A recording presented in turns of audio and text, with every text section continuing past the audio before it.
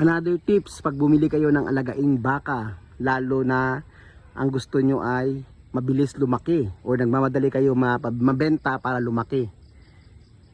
Ito napaka-importante, crucial to sa pagpili ng baka.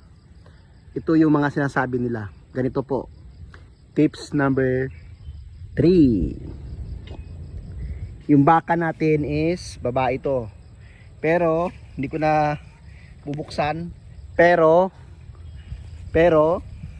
yung kanyang dila, ang dila ng baka dapat maitim or maitim ang dila ng ating baka.